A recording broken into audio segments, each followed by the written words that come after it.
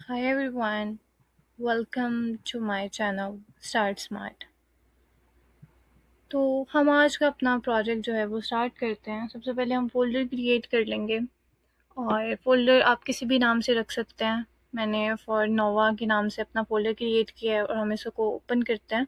और अब सबसे पहले जो है हम अपना एक इंटरफ़ेस क्रिएट फ्रेमवर्क जो है वो रेडी कर लेते हैं। मतलब हम जितनी भी फाइल्स यूज़ होनी हैं वो हम सारी ऐड कर लेते हैं। index.html, style.css and JavaScript. हम ये 3 फाइल्स क्रिएट करते हैं और इसके अलावा जितने भी हमारी इमेजेस यूज़ होनी है हमारी वेबसाइट में वो हम जो है ड्रैग एंड ड्रॉप करके अपने विजुअल स्टूडियो में लेके आते हैं, उसको पेस्ट कर देते हैं। यहाँ हम जैसे कि देख रहे हैं कि अगर हमारी पीएनजी या जेपीजी की फॉर्म में ना हो तो विजुअल स्टूडियो में चेंज नहीं होता। तो हम F2 प्रेस करेंगे और इसके एंड वाले टेक्स्ट को जेपीजी में कन्वर्ट कर देंगे तो विजुअल स्टूडियो में ऑटोमेटिकली इंपोर्ट हो जाएगी। तो ये करना बहुत ज़रूरी है। आपको ज़रूरी नहीं है कि आप जो है वो गूगल पे जाके इमेजेस को कन्वर्ट करें और फिर जो है वो अपने विजुअल स्टूडियो पे लेके आएँ। सिंपली जस्ट आपने जेपीजी या पीएनजी में कर देना है और वो हो जाएगा। अब हम कोड को जो है वो पेस्ट करते हैं यहाँ index.html की फ़ाइल में। जैसे ही हमने पेस्ट किया तो हम जो है वो अपने कोड को एनालाइज़ करते हैं कि हमने बेसिकली इसमें किया क्या। सबसे पहले देखें तो हमने लिंक्स यूज़ किए हैं फ़ॉन्ट के लिए और ये स्टाइल के लिए हमने एक लिंक ऐड किया है और उसके बाद नेविगेशन बार में हमने होम, अबाउट, कलेक्शन और नेविगेशंस ऐड किए हैं। उसके बाद हमने डिफरेंट सेक्शंस बना दिए हैं ताकि अगर हम किसी पोर्शन को एडिट करना चाह रहे हैं तो हमारे लिए ईज़ी हो कि हम उस पोर्शन पे जाएँ और उसकी चेंजिंग्स वगैरह जो भी हमने करनी है वो ईज़िली हम कर सकें। तो हमने डिफरेंट पोर्शंस डिफरेंट ब्लॉक्स को जो है वो सेपरेटली जो है वो अपने कोड में इंसर्ट किया है। उसके बाद जो है हम देखते हैं रन करके कि हमारी एचटीएमएल की फ़ाइल बेसिकली कैसे काम करती है। तो हमने प्रोग्राम को अपने कोड को जो है वो रन किया तो हमारा कुछ इस तरह का इंटरफेस शो हुआ जिससे हमें पता चलता है कि हमारी जो अभी स्टाइलिंग नहीं हुई। तो जैसे ही हमारी स्टाइलिंग होगी हमारी वेबसाइट की टोटली लुक ही चेंज हो जाएगी। जैसे कि अब हमने स्टाइल जो है वो ऐड कर दी है तो हम रिफ्रेश करके देखते हैं तो हमारी वेबसाइट कुछ इस तरह से शो हो रही है। मैं आपको फुल स्क्रीन करके दिखाती हूँ। ये देखें बिल्कुल एलिगेंट और डिसेंट सी हमारी जो है वेबसाइट है।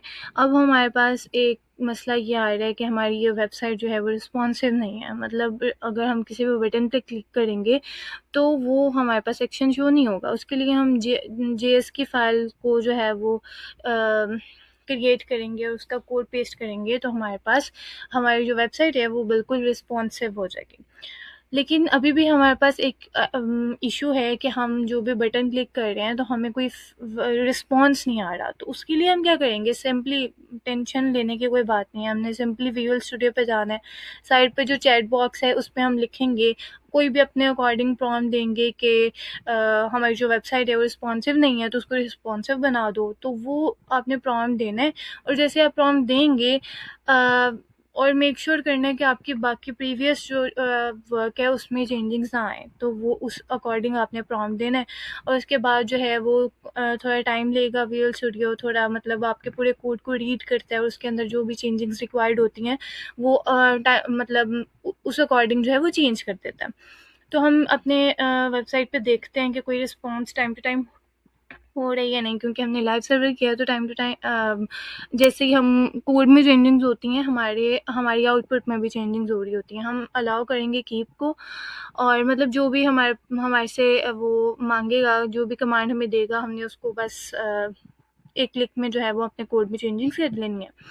और ये बहुत ईजी होता है। मतलब आप एक वेबसाइट क्रिएट कर रहे हो और आपके वेबसाइट में कोई एरर आ गया तो आप जो है जस्ट सिंपली चैट बॉक्स में जाओगे और उसको अपना एरर बताओगे और ऑटोमेटिकली आपकी चीज़ें सेट हो जाएंगी। जैसे अब देखिएगा, मैंने शॉप पे क्लिक किया, मेरे पास शॉप का जो ब्लॉक है वो आया। अब ऐड टू कार्ट करके देखती हूँ कि ऐड टू कार्ट होता है। ये देखें यहाँ जो है वो हमारे बास्केट में जो है वो कार्ट हो रही हैं आइटम्स, लेकिन क्योंकि हमने डेटाबेस अभी इंसर्ट नहीं किया है तो हमारे पास डेटाबेस मतलब वो शो नहीं होगा।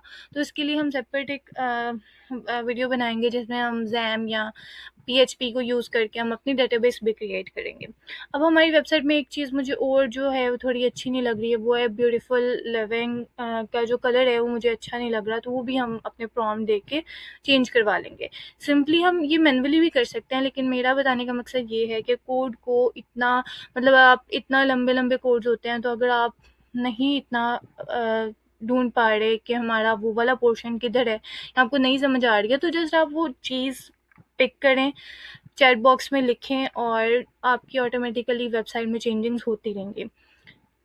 जैसे ये हम थोड़ा टाइम देते हैं और हम रिफ़्रेश करके देखते हैं, तो हमने देखा कि ब्राउन कलर जो है वो इस थीम के अकॉर्डिंग सूटेबल नहीं है, क्योंकि बैकग्राउंड में भी थोड़ा लाइट शेड है, तो वो थोड़ा जो है ना क्लियर नहीं आ रहा। तो हम अगेन जो है वो इसे कह देते हैं कि ब्यूटीफुल का कलर जो है वो वाइट कलर में कर दो, और फिर हमारी वेबसाइट जो है बिल्कुल ही क्लियर और